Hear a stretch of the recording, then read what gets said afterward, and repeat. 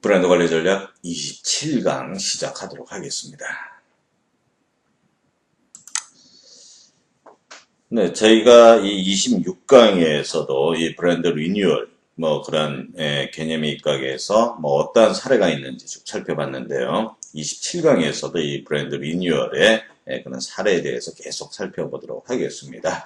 자, 브랜드 리뉴얼의 이제 리뉴얼 유형이 지금 화면에 두 가지로 나와 있는데요. 자, 위에 첫 번째가 이제 언어적 요소라는 게 있고, 두 번째 이제 시각적 요소가 있는데요. 자, 언어적 요소. 자, 이 부분은 이 브랜드 네임을 변화시키는 것은 여기 포함이 됩니다만, 브랜드 네임을 완전히 이렇게 바꾸는 것이 아니고, 소비자들이, 고객들이 봤을 때, 그 브랜드인데 이름을 조금만 이렇게 변화를 줬구나라는 이제 그런 의미를 말하는 것을 이제 언어 요소라고 그러고요. 이 브랜드 슬로건을 변화하는 것, 이 부분도 언어적 요소에 포함이 됩니다. 그리고 이제 밑에 있는 시각적 요소, 이 부분은 저희가 26강에서 계속 봐왔던 브랜드 마크라든지, 또 27강에서 살펴보게 될 패키지라든지 이러한 부분들이 이 시각적 요소에 포함이 되는데, 이 리뉴얼이라는 부분은 지금 화면에서 보시는 두 가지 요소, 언어적이라든지 시각적 요소 이외에 라인을 통한 라인 리뉴얼, 그리고 이 제품을 통한 이 프로덕트 리뉴얼, 이런 부분들도 있는데, 이 부분부터 먼저 한번 보도록 할까요? 네, 지금 그 화면에 여러분들이 잘 아시는 현대자동차에서 나오는 이 소나타라는 자동차의 변화된 모습을 쭉 보고 있습니다. 이 소나타의 이 변화, 이 굉장히 여러 차례 일어났는데요. 이 소나타가 처음 탄생한 것은 1985년도에 처음 이제 탄생했는데, 이걸 1세대 소나타라고 합니다. 근데 그 당시에는 이 소나타의 어떤 단독 모델이라기보다는 그 이전에 나왔던 스텔라라는 자동차의 베이스 모델로 해서 나온 자동차가 있는데, 그렇게 이제 고객들로부터 사랑을 받지 못했어요. 그러다가 이제 1988년도에 이 소나타가 처음으로 모습을 완전히 바꾸어서 그때부터 이제 지금의 소나타 되기까지 어떤 기초를 마련한 그러한 자동차입니다. 그래서 이제 1988년도에 소나타에서 Y2라는 그런 프로젝트 이름으로 출시를 하게 돼서 그때부터 이제 굉장히 많은 인기를 끌게 되었죠. 그래서 이제 3세대는 이제 소나타 2, 그리고 4세대는 이제 1998년도에 소나타 EF라는 자동차, 5세대는 2004년도에 NF라는 자동차, 그 6세대는 이 YF라는 이름으로, 그리고 금년도 2014년도에는 소나타 LF라는 이러한 이름으로 출시되게 됩니다. 자, 여기서 중요한 것은 1세대, 2세대, 이 자동차와 7세대까지 왔을 때 이 자동차의 모양은 완전히 다르죠. 보면은 완전히 다르지면서도 이 계속해서 이제 리뉴얼을 시켜나갔는데, 이 소나타라는 그러한 이름, 그 이름은 바로 우리나라 중형 자동차의 대표적인 이름으로 자리매김을 한 것입니다. 그래서 그 가격대, 이전에는 한 2천만 원 정도 됐습니다만은 가격이 조금씩 올랐죠. 이제 올랐는데, 가격은 올랐지만서도 이 전체적인 상대적인 가격으로 봤을 때 정말 가장 편안하게 탈 수 있는 그런 자동차로서 포지셔닝을 잘 시켰습니다. 그래서 이러한 부분들이 바로 이제 프로덕트 리뉴얼을 통해서 이루어졌는데, 만약에 이전에 그런 자동차의 모양을 그대로 가지고 왔다 그러면은 지금쯤은 소비자에게서, 고객에게서 굉장히 멀어져 있는, 아니면은 없어졌을지도 모르는 그런 브랜드가 되었을 겁니다.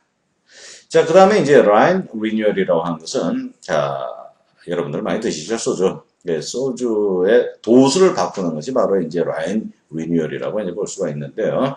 지금 이제 밑에 화면에 보면은 1996년도에까지의 진로 소주, 그 다음에 97년도, 또 98년도, 2001년도, 이런 식으로 해서, 계속해서 이 도수의 변화를, 가해서 이 제품을 훨씬, 라인 리뉴얼을 통해서, 부드럽게 만든, 그러한, 사례입니다. 그래서 그 현재 이렇게 굉장히 낮은 도수의 소주들을 많이 넣었는데, 이 참이슬 같은 경우에는 보면 18도의 그런 도수를 가지고 있죠, 보면은. 그래서 이 96년도, 그때는 25도, 그 정도로 굉장히 독한 소주였습니다만은 이 라인 리뉴얼을 통해서 물의 희석량을 늘려서 이렇게 도수를 낮춰나가는 이것이 바로 라인 리뉴얼입니다. 자, 그 다음에 이제 이 리뉴얼의 본격적인 그런 내용. 자, 브랜드 마크의 경우입니다. 우리가 27강에서도, 26강에서도 이제 많이 봤습니다만은 이 브랜드 리뉴얼에 가장 많이 사용하는 그런 방법은 브랜드 마크의 변화죠. 그래서 애플의 사례, 또 제록스 같은 경우, 또 비자, 뭐 이런 경우에도 보면은 기존에 있던 기본적인 그런 컬러라든지 또 모양, 뭐 쉐입이죠. 뭐 이런 부분들을 유지해 나가면서 정체성을 유지하면서 고객들에게 새로운 모습을 보여주는 그런 브랜드 리뉴얼의 사례입니다. 자, 그렇다면은 이 로고, 뭐 브랜드 마크, 뭐 이러한 부분들을 변화시켜 나갈 때 디자인은 어느 정도로 이제 변화해 나갈 것인가라는 것을 우리가 살펴볼 필요가 있는데요.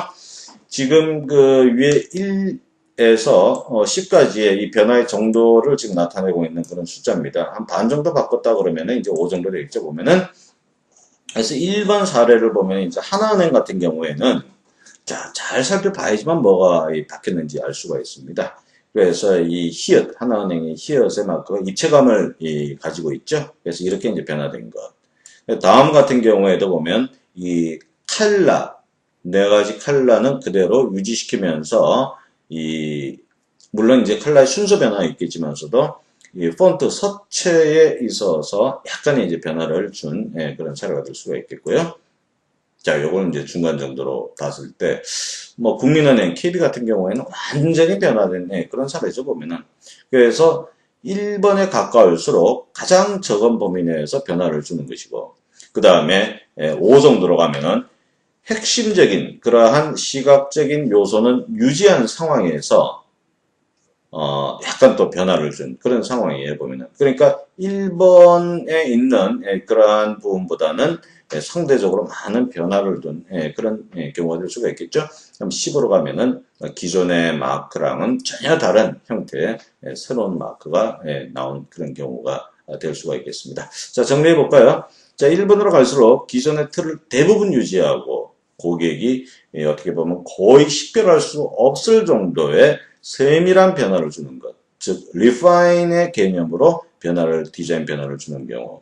자, 5 정도 되면은 핵심적인 시각적인 요소는 유지하되 일부 요소만 약간 변화시키는 것입니다. 그래서 이제 이때는 이제 컨셉 변경 고지라든지 우리 브랜드 컨셉이 변경되었다 또는 이제 이미지 개선을 유도한다 그런 경우고요. 그 다음에 완전 교체하는 경우에는 기존에 이제 가지고 있던 모든 시각적 요소를 갖다 다 버린 것입니다. 그리고 변화의 폭이 가장 큰 그런 경우입니다. 자, 우리가 26강에서 이렇게 봤을 때 저번 강의에서 이 소니의 조금씩 변화된 경우를 볼 수가 있거든요. 그런 경우에는 1번에 가까운 그런 리파인의 개념이라고 정리할 수가 있어요. 자, 뭐 이런 리파인 사례를 굉장히 많이 사용을 하는데요. 뭐 풀먼이라든지 지금 꿈에 그린 진로 또 에버랜드 뭐 이런 경우에는 기존의 정체성을 유지하는 것은 기본이고 그 변화의 폭을 굉장히 이제 적게 둔 경우인데 왜 이러한 일들을 많이 하냐면요. 너무 많은 변화를 줬을 경우에는 고객이 새롭게 바뀐 그러한 비주얼 요소를 외워야 되는 자주 친숙하기 위해서는 여러 번 접해야 되는 그런 경우가 생길 수밖에 없습니다. 그런데 그러면 뭐하러 바꾸느냐라는 의문이 생길 수가 있는데 자, 바꾸지 않았을 경우에는 이 고객들에게 뭐를 제공한다고 그랬죠? 실증난을 제공합니다. 그래서 고객들이 실증나지 않게 하기 위해서 이렇게 조금씩의 변화를 주는 것인데 이랬을 경우의 장점은 완전히 새로운 느낌은 아니지만서도 어느 정도 신선한 그런 느낌을 트렌드에 맞춰서 제공할 수가 있는 것이고 또 이 브랜드 네임이라는 언어적 요소 외에 브랜드 마크가 제공하는 시각적인 요소가 가지고 있는 자산도 엄청나게 큽니다. 그래서 그러한 자산을 그대로 거의 100% 유지시켜 나갈 수 있다는 그런 장점, 그런 부분들을 기업에서 노리기 때문에 이런 전략들이 많이 이용되고 있는 것입니다. 자, 이 편한 세상 같은 경우에도 보면요. 뭐 처음에는 한 반 입체감 정도 됐다가 두 번째로 가면서 입체감이 더 심해졌죠. 자, 그러면서도 세 번째 오면은 그 입체감이 오히려 줄어든 그런 사례를 볼 수가 있고요. BC 같은 경우에도 입체감으로 가는 경우, 뭐 서브웨이 같은 경우에는 Y자에 붙은 기본적인 화살표, 그리고 왼쪽에 있는 S에 있는 기본적인 화살표 이런 것은 유지하면서요. 유지하면서 글자의 각도라든지 이런 부분들을 바꾸어서 고객들에게 신선함을 제공하는 것이죠. 밑에 있는 MTV 같은 경우에도 마찬가지 사례가 될 수가 있겠습니다. 자, 요건 또 재밌는 사례인데요. 자, 아시아나 항공입니다. 자, 아시아나 항공이 이제 금호그룹이라는 우리나라 큰 그룹사의 소속인데, 자, 아시아나 항공이 원래는 우리나라 항공으로서 우리나라의 고유의 무늬인 이런 색동무늬를 기본적인 CI로 채택을 했어요. 그런데 이제 그룹사에 있는 모든 계열사가 동일한 마크를 사용하자라고 해서 금호그룹의 CI 변경을 하면서 이 마크로 변경을 한 것이죠.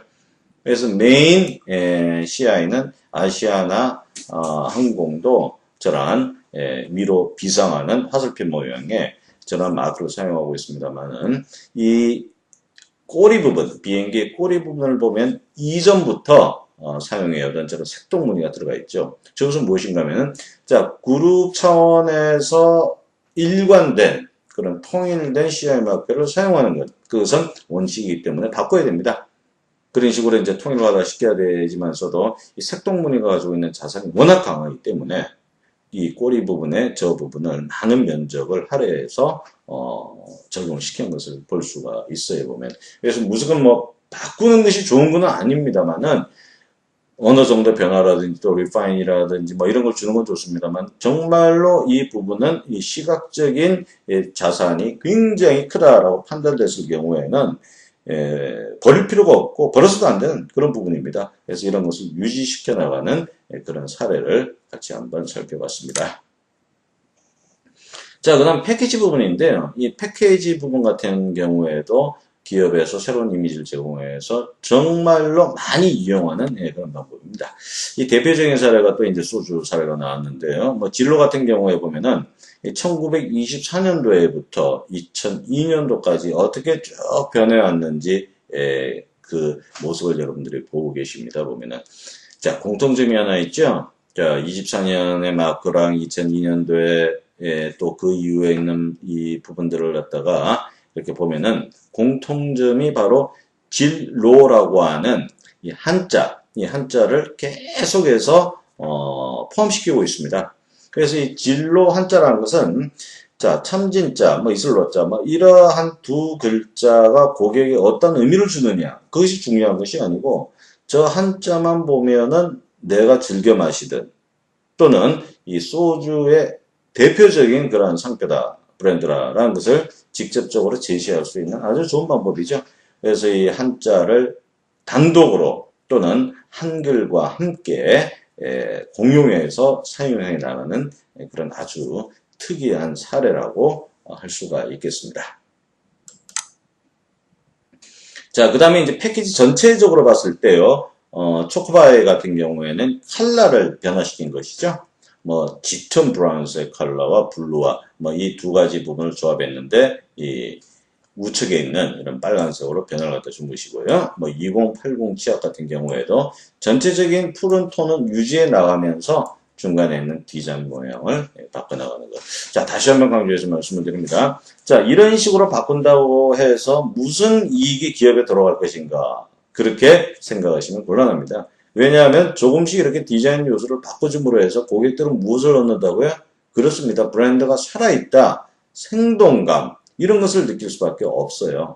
그리고 이렇게 변화를 주지 않으면 만약에 경쟁자가 계속 변화했을 때 리딩 브랜드라도 뒤처질 수밖에 없다. 그렇기 때문에 끊임없이 변화를 줘야 되고 이러한 변화가 그 브랜드를 궁극적으로 장수 브랜드로 만들 수 있는 아주 결정적인 계기가 될 수 있다는 것을 누차 강조해서 제가 여러분들에게 말씀을 드렸습니다.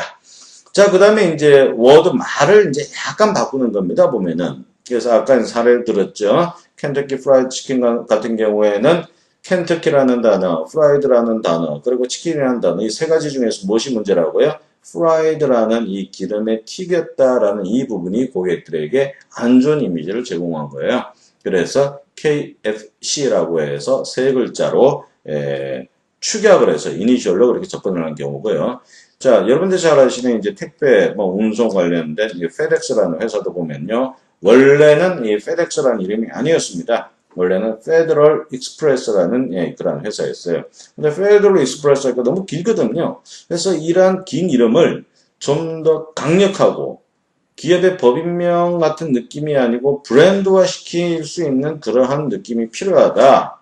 그래서 축약을 해서 Federal의 FED와 Express의 EX를 조합시켜서 FedEx라고 하는 간결하고 힘있고 또 외우기 쉽고 친근한 그러한 이름으로 리뉴얼을 시켜나간 것입니다.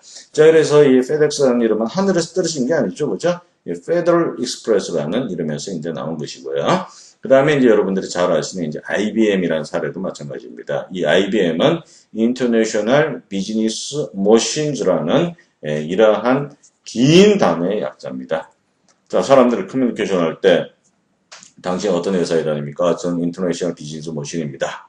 또 고객이 서비스한테 전화할 때 거기 인터내셔널 비즈니스 머신이죠. 이 너무 길거든요. 그래서 여기에서 이제 앞 글자만 따서 IBM이라고 이렇게 축약을 해서 워드 리뉴얼을 시킨 사례입니다.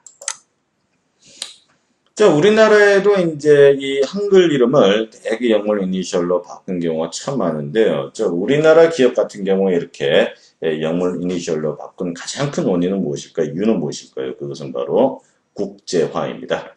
자, 기존에는 국내에서만 쭉 이렇게 마케팅과 영업을 해왔는데 이제 세계적인 브랜드가 될 수 있다는 것이죠. 그래서 해외에서도 우리 브랜드를 잘 알아줬으면 좋겠다.